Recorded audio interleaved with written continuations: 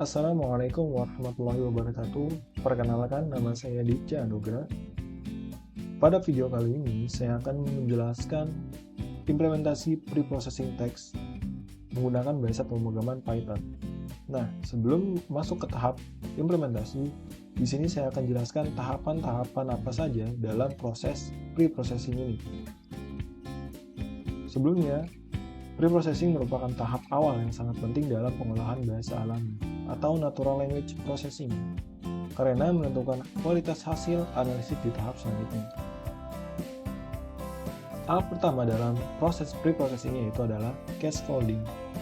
Tujuannya agar konsistensi kata tetap terjaga karena komputer membedakan huruf besar dan kecil.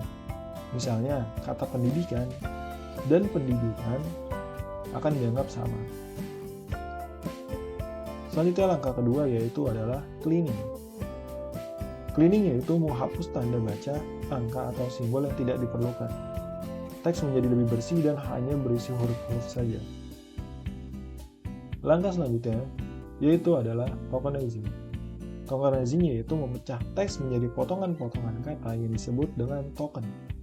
Contohnya, kalimat panjang diubah menjadi daftar kata seperti pendidikan, digital, semakin berkembang, dan seterusnya. Langkah keempat yaitu adalah stop word removal. Stop word removal yaitu menghapus kata-kata umum yang tidak memiliki makna penting. Contohnya seperti di, dan, yang, atau dengan. Nah, kata-kata tersebut sering muncul tetapi tidak memberikan informasi khusus pada konteks analisis. Masuk ke langkah terakhir yaitu adalah stemming. Stemming yaitu mengubah kata menjadi bentuk dasarnya. Contoh, berkembang menjadi kembang, membantu menjadi bantu. Nah, itu saja tahapan-tahapan dalam proses preprocessing. Selanjutnya kita langsung masuk ke dalam implementasi. Baik teman-teman, sekarang kita akan masuk ke tahapan implementasinya. Saya di sini akan mencontohkan bagaimana langkah-langkah preprocessing langsung dengan menggunakan bahasa pemrograman Python. Nah, yang pertama kita akan mencari input teksnya di sebuah artikel terkait apa itu NLP. Ini kita cari saja. Nah, bisa langsung kita pilih di pertama. Apa itu NLP? Kita ambil mungkin yang ini. Ini saja sih. Pemrosesan bahasa alami. Kita copy. Kita masuk ke sini. Inputan teks ini kita ganti menjadi inputan teks yang tadi kita ambil. Oh, salah. Bentar. Copy. Paste. Sini sudah saya masukkan inputan teksnya. Nah, selanjutnya nanti kita akan running. Di sini akan masuk yang tahap pertama yaitu cascading. Singkatnya adalah mengubah huruf menjadi huruf kecil semua. Huruf yang ini, yang besar-besar ini akan menjadi huruf kecil semua. Selanjutnya itu adalah cleaning, hapus tanda baca, angka atau simbol. Di tahap ketiga yaitu adalah tokenizing, memisahkan kalimat menjadi kata-kata. Nah, selanjutnya adalah stop word removal, menghapus kata yang umum tidak penting. Stop removal ini ada di, dan, yang dengan the. Nah, selanjutnya adalah stemming, ubah kata ke bentuk dasarnya.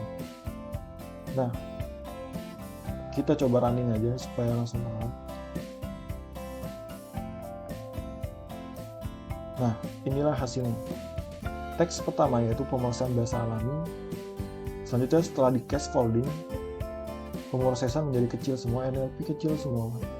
Karena ini mengubah kata menjadi kecil semua, huruf kecil semua. Lanjut cleaning, menghapus tanda baca. Di sini sudah tidak ada tanda baca, kayak di, dan, yang.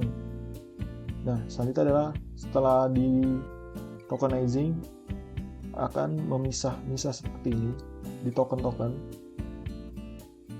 Nah, setelah stop word removal dia akan mengubah kata-kata umum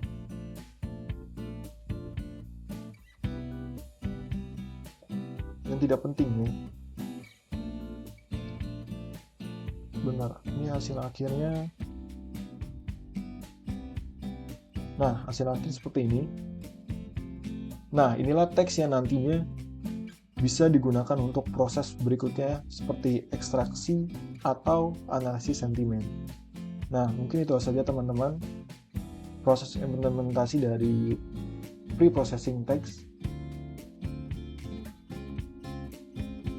Halo semuanya, pada video kali ini saya akan menjelaskan hasil dari program analisis teks menggunakan 3 metode pada Natural Language Processing, yaitu Back of Word, TF, IDF, dan Word2Vec. Nah, program ini saya jalankan menggunakan 3 dokumen teks yang berisi satu yaitu pembahasan tentang pendidikan digital, yang dokumen kedua yaitu tentang Natural Language Processing, dan yang ketiga tentang blockchain dalam pendidikan. Sini saya membuatnya menggunakan format Word. Nah, langkah pertama yaitu membaca dokumen. Pertama, program membaca 3 dokumen teks dengan ekstensi docx. Nah, setiap dokumen berisi beberapa paragraf yang membahas topik yang berbeda. Di sini hanya satu paragraf saja sih. Nah, setelah dibaca, program menampilkan isi dari setiap dokumen untuk memastikan data telah berhasil dimuat. Selanjutnya, langkah kedua yaitu masuk ke metode pertama, Back of Word. Nah, di sini melakukan ekstraksi fitur menggunakan metode Back of Word. Nah, Back of Word akan menghitung seberapa sering setiap kata muncul di masing-masing dokumen. Hasilnya berupa daftar kata unik dari semua dokumen, kemudian ditampilkan dalam bentuk matriks angka, di mana setiap baris mewakili dokumen dan setiap kolom mewakili kata. Nah, angka-angka di dalam menunjukkan frekuensi kemunculan kata tersebut. Nah, metode ini sederhana tapi cukup efektif untuk analisis teks dasar. Lalu di sini ada TF-IDF dan ada kode untuk Word2Vec. Langsung saja sambil kita jelaskan, sambil kita jalankan supaya lebih paham.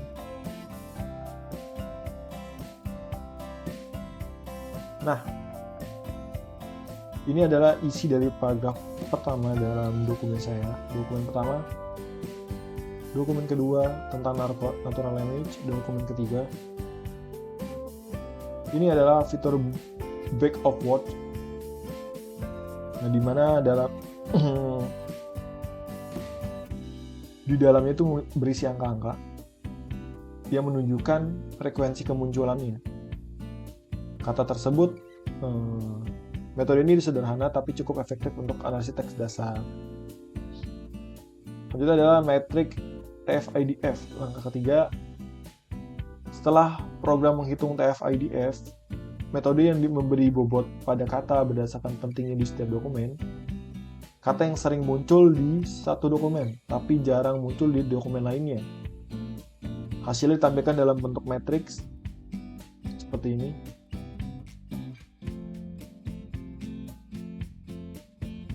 Yaitu matriks desimal yang mempresentasikan tingkat kepentingan setiap kata dalam tiap dokumen. Metode TF-IDF ini sangat berguna untuk menyoroti kata-kata kunci yang paling relevan dari setiap teks. Lanjut ke output keempat, yaitu Word2Vec.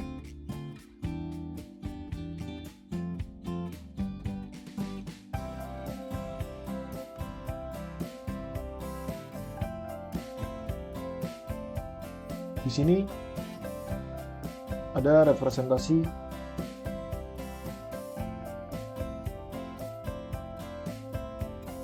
sebentar.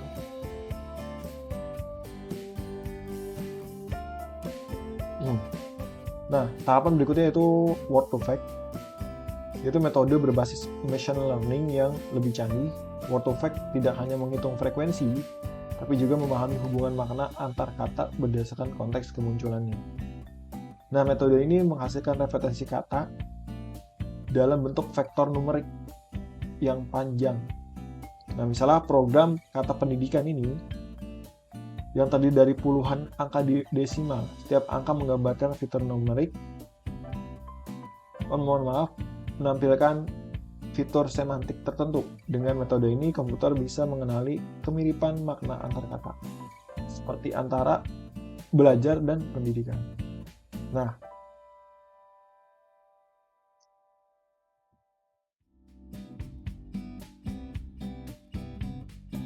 dari hasil ketiga metode itu, yaitu back of word, KFIDF, dan word to fact, menunjukkan pola frekuensi kata secara umum. Sedangkan TF-IDF memperlihatkan kata-kata penting yang paling menonjol di tiap dokumen. Nah, kalau word to fact, yaitu memberikan pemahaman yang lebih dalam mengenai makna dan hubungan antar kata. Ketiganya bisa digunakan bersama untuk berbagai aplikasi NLP, seperti klasifikasi teks, analisis topik, atau verifikasi dokumen otomatis. Nah, kesimpulannya dari program ini yaitu bagaimana teks bisa diubah menjadi data numerik agar dapat diproses oleh komputer. Mulai dari metode sederhana seperti back of word dan TF-IDF sehingga metode yang lebih kompleks seperti word to fact. Semua ini merupakan dasar penting dalam pengembangan sistem berbasis kecerdasan. Nah, termasuk penerapan NLP dalam bidang pendidikan atau verifikasi sertifikat digital. Terima kasih telah menyimak penjelasan dari saya. Semoga penjelasan ini bermanfaat. Pamit undur diri. Bye.